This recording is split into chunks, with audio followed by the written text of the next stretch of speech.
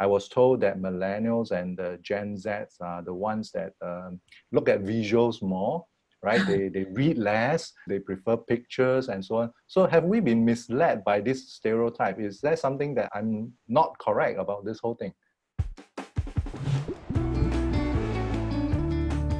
Ready to level up your content marketing strategies? It's time to level up content play with Rio Leong. Hey, this is Rio, and I'm here to help you make sense of digital and content marketing. Today, we are going to engage the help of a millennial so that we can understand how they make use of digital and content. But before that, remember to follow me on Instagram or subscribe to the YouTube channel so that you will be notified when we have new content for you. It gives me great pleasure today to introduce to you my guest, and she's none other than Suen. She's a Singaporean writer, artist, and creative storyteller with over 10 years of copywriting and editorial experience and having the privilege to service clients since the early days of digital marketing. But yet, she is also a writer of an actual physical book called Happily Ever After Exists. So she's now the owner of Culture 127, a copy-based content consultancy with a focus on fulfilling the internet with positive and healthy values that empower and build up the digital generation, something that I support very much. So without further ado, I give you Suen. Hi, Suen. Thank you for joining us for the show.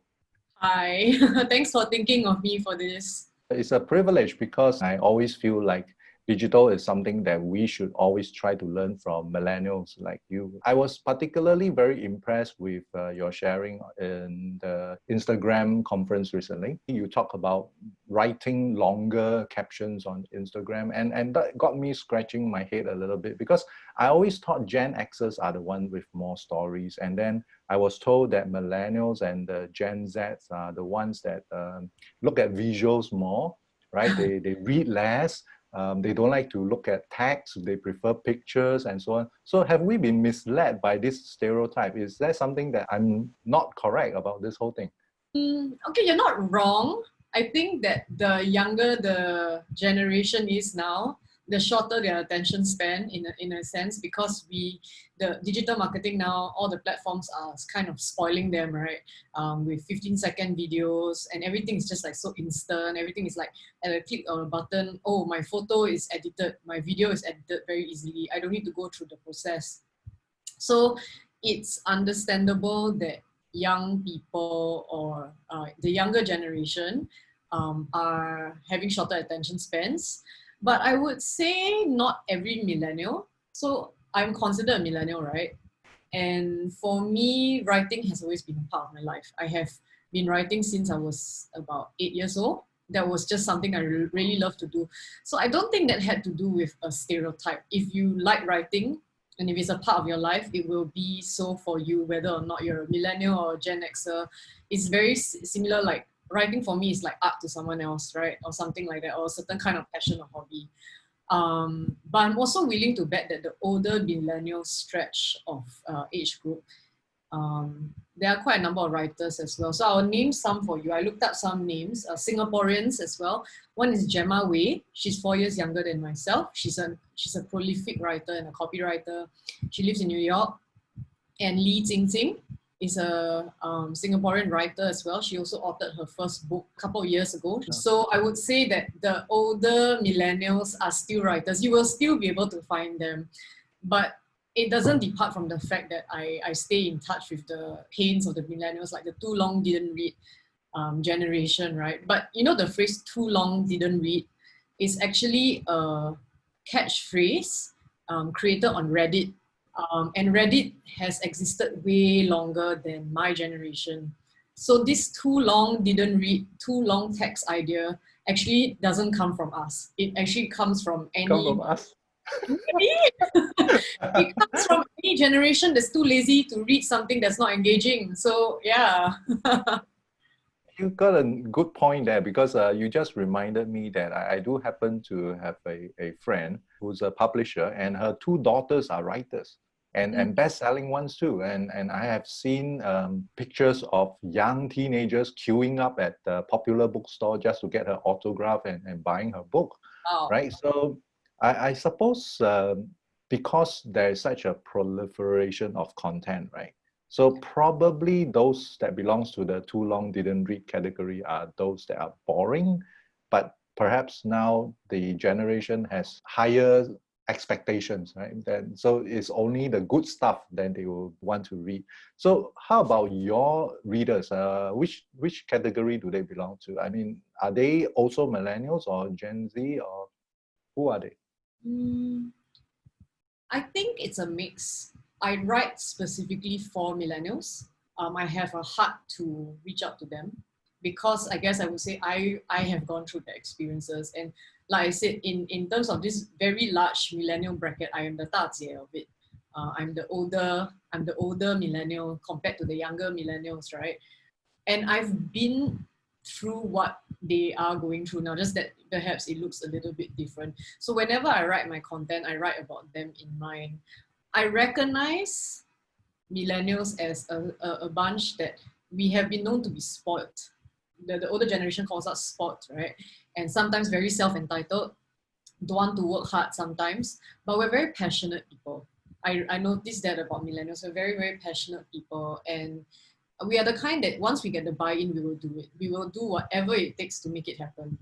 And I feel that, that is something very special about my generation because I have gone through the lazy self-entitled perspective, done it the hard way. And also I'm sort of sandwiched between the older generation and the younger millennials. So I would say that I made the mistakes for the millennials, and now I'm writing to them to tell them, hey, don't make the mistakes I made. I made them already. And now I'm writing about them so that you don't have to do the same thing. And sometimes it appeals and sometimes it doesn't. Yeah. I suppose coming from you, it will be a lot more effective because you can relate to them a lot better. Coming from my generation, it will sound a little bit like preachy, like talking down on you, that sort of thing. When you mention in your blog as well that you want to fill the internet space with good content that is building people up rather than tearing people down. I go to Instagram suggestions, and I see a lot of pictures with so-called good-looking people that is flaunting either their bodily assets or the physical assets of all the things that they are enjoying. How can this be changed? I mean, if we are really talking about flooding it with good content, what sort of good content do you advocate that will be attractive for these young people, especially when it seems like we are going against the tide? First things first, we need to recognize that Instagram was made for visuals. And as human beings go, you are drawn to nice things. You're drawn to very good looking and pretty and aesthetic things. So I would say that it's almost human nature and it's a bit hard to avoid. You cannot go to Instagram and like put something very, very ugly and expect everyone to be buying into your idea because they are there to be inspired. So I mean that is the purpose of Instagram in the first place. So rather than pushing against the idea of what the purpose of the platform is for, I think it's about finding the middle. I don't like to post like for example you were mentioning things like those very sexy selfies, those kind that are like just to flaunt physical assets. Like I won't do it.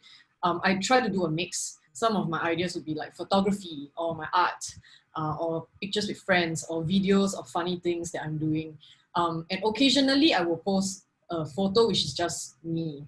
And as much as I wish that it wasn't the case, somehow, right, that always gets the best engagement. And I'm not saying because I'm pretty. I'm saying it because it's just the way that people are. Like they look at someone's physical presentation and they're like, oh, I like that better than anything else. And it's so frustrating because I have a message that is more important than my face. It just so happens then that day it happened to be me. And it's just so, honestly, I think girls will have this a bit more. And it's very frustrating because we have something so much better to offer. And if you look at certain influencers, what they end up doing is that they get the important message, they put it on the caption, and then they put a nice selfie of themselves so that it gets that attention immediately of like people. But I'm asking myself if by patronizing the shallow interest of your consumers, is that actually doing any good? Because two things will happen. One, I never teach my consumers to consume better. And two, for the content creator, people who already buy into the perception that if I don't put myself out there in a certain physical appealing manner, I'm not going to get the attention. And so what they do is they just keep reverting to the same old patterns that work. And we're not breaking the patterns. So how I see is I see it as breaking the pattern and not giving up. So don't go, like I said, don't go into like downright ugly, like makes no sense kind of photo. It's not going to help anyone because you're just going to be passed over, right? And the thing about Instagram algorithm is that the less engagement you get, the more people don't want to see anymore. So you have to make some effort in creating good content. What I would say is, let's say if you need to use yourself engaged in something else. Use yourself holding something else, presenting something different. Use yourself, but not in a compromising presentation. So you do not need to have a compromising physical presentation about yourself in order to get certain kind of attention, right? Of course, you like those kind of people will get more, but then you're not attracting the right people anyway. You're attracting people who are interested in you as a person. So they will accept your face, they will accept your looks, but they also want to hear, they're also open to hearing like the things that you're willing to share. So I think it needs to just be not about yourself, but like you with something else. So that's one good way to start. That's how I've tried to start. I've also just gone with the idea of not giving up. If there is a principle that I'm going to push through with, I will keep telling the story until the cows come home. I will keep serving you nice and pretty content, but it's still going to come with an important message. And what I'm doing is I'm building up and training my readers. Granted, not everyone's going to read a long caption all the time because TLDR, too long didn't read. But sometimes it helps to have the message in the visual. Not just written, but like it can come in the form of a video. So I've done a TikTok video. And a TikTok video, somehow, it's funny and engaging, and it's very visually appealing in the sense that it entertains you, but it comes with an important message. And I found that has been, as of late, quite a good, nice center. I've been noticing that there are some people that are actually using TikTok as a content creating tool, and then uploading it onto Instagram to capture people's attention because the filters and all that is so much more engaging. As a tool, it's very powerful, right? Instead of attracting using the same old pretty face kind of a way, they are using TikTok to make an entertainment piece to attract attention, and then leading into something else that they want to sell or they want to say, something like that. Yeah, I wanted to add on to that I just remembered one content creator that I wanted to mention who is doing a really good job at creating interesting images. TikTok is just one way to do it. It's a very low entry level video editing tool. But let's say you have better skills, let's say you have better ideas, you can afford to be a bit more creative. I realized that there's this person, her name is All That Is She. She is a creator and a mom of two.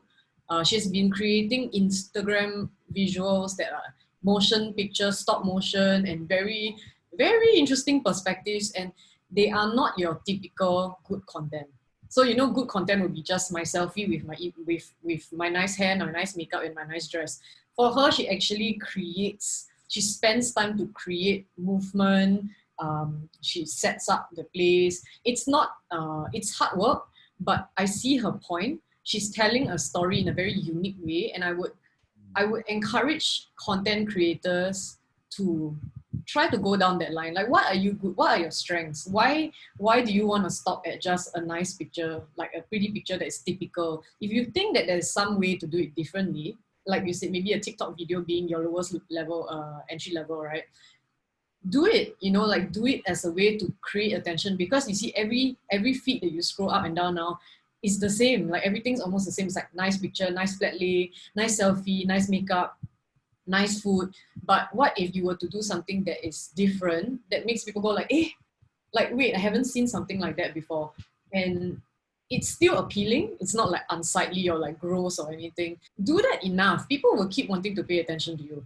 You need to have a very different age. You need to be confident about doing something different and not trying to look like everybody else. You got two very important points there. The first one is really about story. I think at the end of the day, there is only so much appeal to mindless pictures with nothing except looking nice. People are more interested in a story, I suppose. The other point is you want to appeal to people by being different. Social media is a funny place, right? If you are the first mover, people are following the things that you do, but it's almost like a trend thing up to a point where too many people are doing the same thing. It's no longer attractive. In my TV world in the past, the superstars and the artists in the past is like untouchables. You know, they are always perfect, they are beautiful, and you don't know where they live, and you feel like they only feed on dew in the morning, you know. But as the years goes by, that has changed, you know, and we are saying like, hey, now the artists have to be approachable, they have to be somebody who is engaging the fans on social media. So in a way, perhaps to predict the future, so to speak, maybe we are moving more or less away from this sort of content as well. We are moving into something a little bit more reality based, I suppose. It's like people need to be real for people to want to follow you. I also hear a lot of people say is that they're getting sick of seeing all those pictures because they know it's fake. You know, Yes. they're doctored and all that, Photoshop or whatever. So I suppose there's also a demand for somebody who's real to be able to share that experience, and coupled with story, I think it will be something to look out for. So this is not a statistic of any kind. This is a personal opinion from a friend. And he said the teenagers now, the Gen Z, they are very bored with put on and pretentious stuff. Do you know there's a reason why youth love TikTok? It's interesting that you said something about reality, because the thing with TikTok is it's very raw. You cannot really, I mean, you can edit, but to a certain extent. You can put your titles to a certain extent if you use only the TikTok platform itself. But pretty much it's raw. Yes, I think there's a lot of inauthenticity as well. Like, so you have your TikTok celebrities and influencers doing their dance with their perfect hair and everything. But you look at the rest of the community at large. Don't just look at the micro percentage of influencers that look perfect. Everything else, right? Everyone's just being like themselves. So just like, oh, this is me at my worst, and this is like all these like funny situations that happen in my life. And like you said, the word reality, it's very strong there. And it tells me a lot about the younger generation beyond the millennials. They are not looking for fake anymore. They're not looking for stuff that are pre-recorded. They are looking for people who are just willing to put themselves out there. Why do you think people love Terrace House? Why do you think people love YouTube videos where just this random professional from Korea, from South Korea, just records herself doing a vlog? And then why do you think they love mukbang, you know, where the celebrity is just eating food and just talking? It's so random, but it's so real, because they're so starved for real life. They don't want fake things anymore. They just want someone to be there and just show them who they are. All in all, just them showing their real lives and letting you into their real lives. For my creator friends, for my generation at least, they say the challenge now is a lot harder.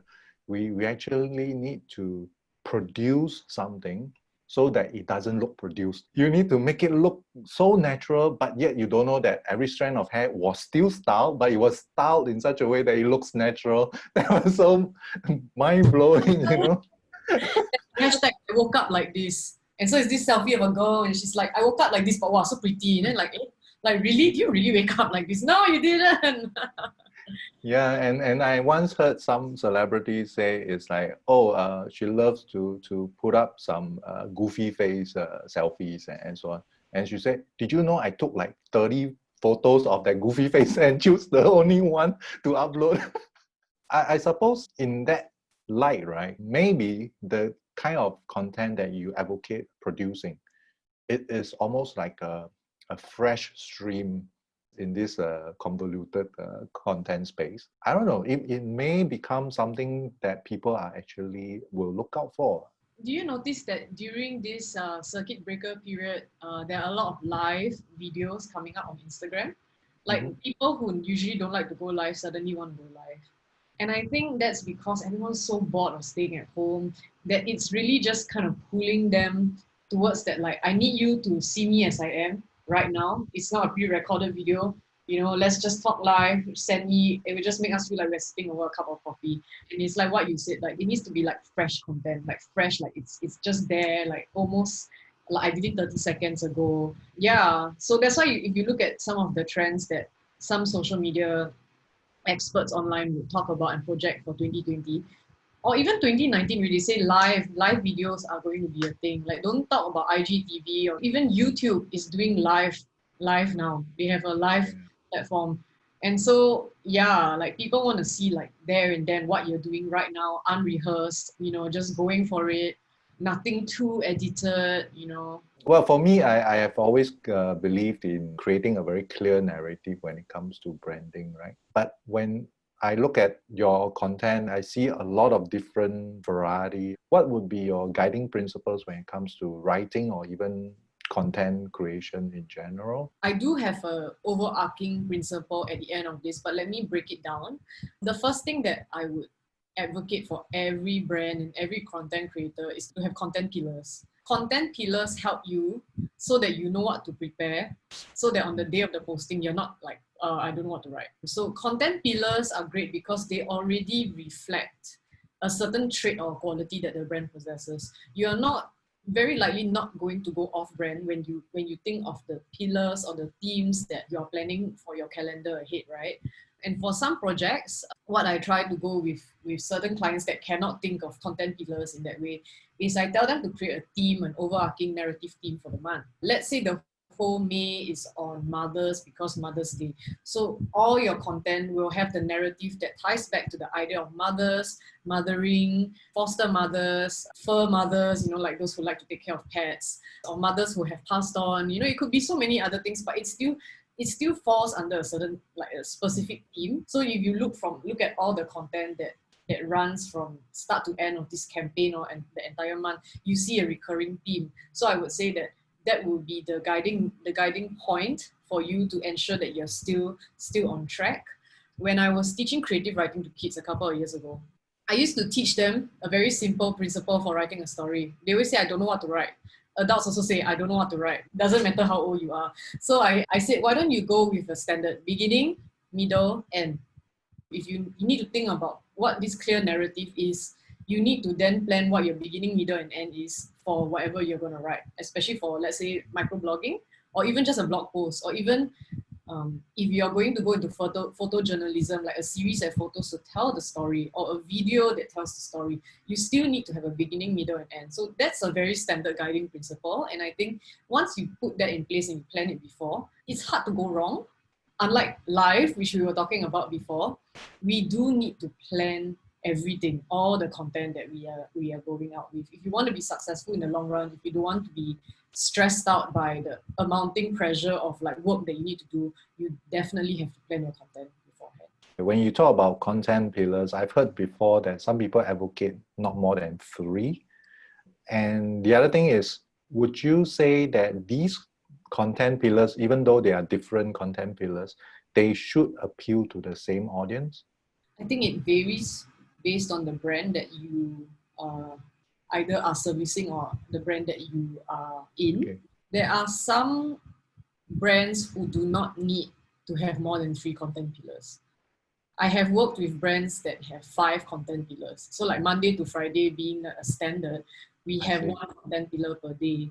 If your target audience for the pillars are different, for example, wouldn't that be confusing for the brand?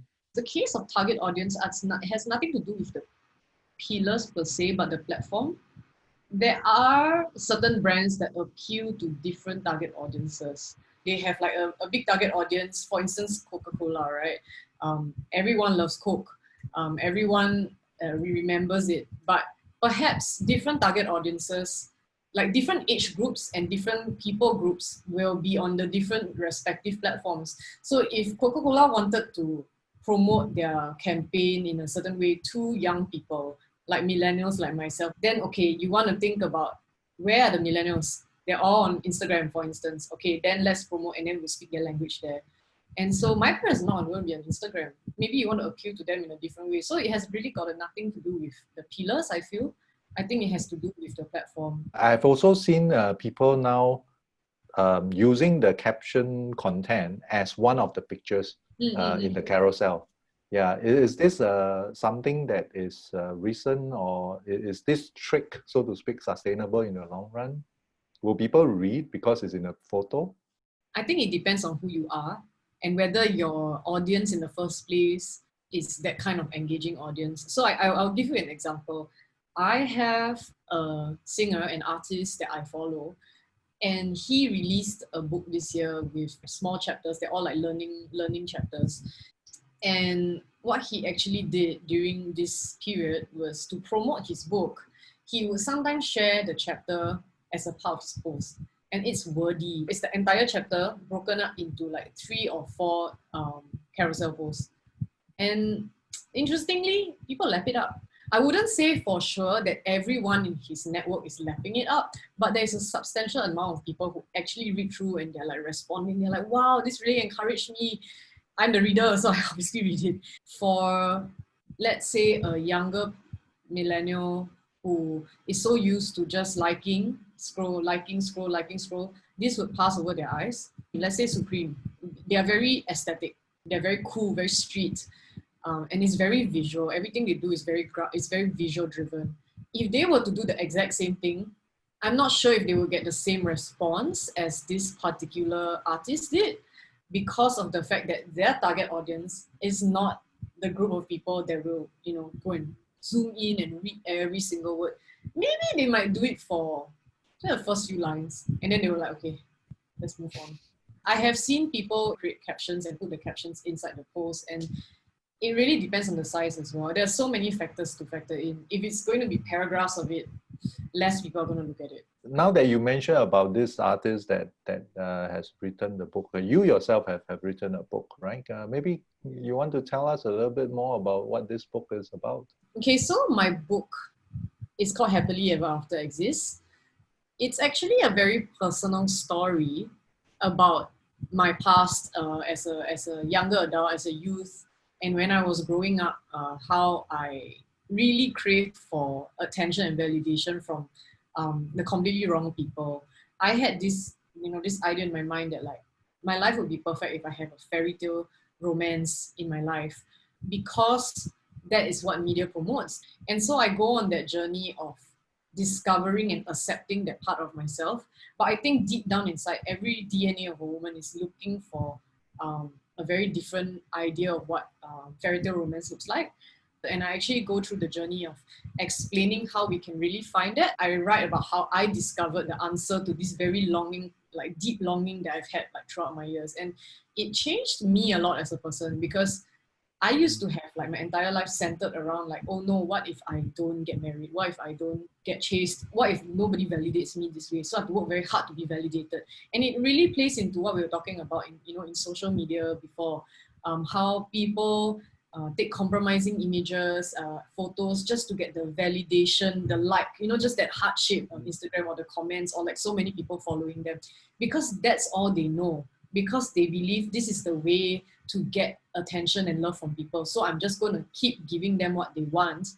But is it actually destroying me inside? Is it actually compromising my real value as a person? I felt like I was a victim of something like that before as well. And so I write about how I overcame that and how I'm so different now. Being able to find the answer to it has changed my outlook so much, even the way that I create content today.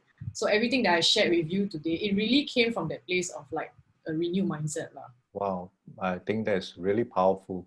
And I think it's a message that a lot of people need to hear. If they are interested in the book and to look for your content and so on, how can people find you? The best way now is to go to my website. So it's happilyeverafterexist.wordpress.com. I have so many plans about this message that I'm just like kind of waiting and brewing and trying to plan and figure out how to take this message further than just any other social media campaign. At this moment, I'm still rethinking the content strategy. I am thinking about it in the same way that I had shared with you, right? How I don't want to do the same thing as everyone else.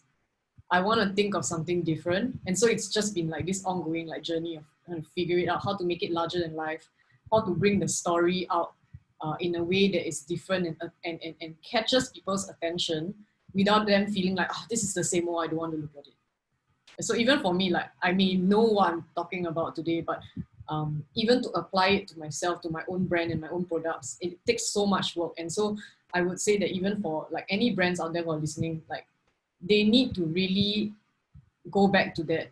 You know, it's not just a quick sell. Oh yeah, let's just do this formula and sell, sell, sell, sell. It's so much more than that. You need to understand where you're coming from. You need to understand what you can offer that is different from everyone else. It takes a long time sometimes. Yeah.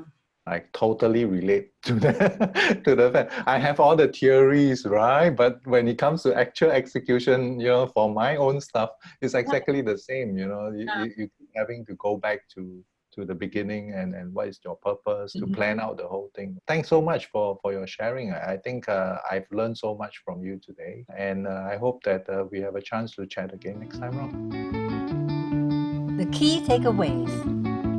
In talking to Suen, I thought I will be learning a lot of things about the millennials and the Gen Zs, but it turns out that age differences is not really that important. In fact, we find out that both packaging and substance are equally important.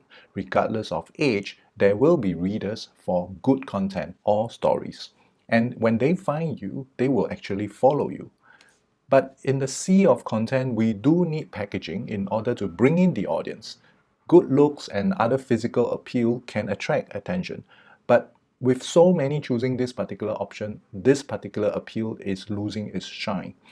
On the other hand, entertaining and real content with wow factors such as the TikTok videos is on the rise. And at the end of the day, I suppose we need to be relevant to our audience by having an eye on the trend, but yet creating our own brand of appeal, something that is real and authentic and belongs to us only. We can also see that planning is crucial. Even though we want to be real, but in actual fact, being real is also something that needs planning.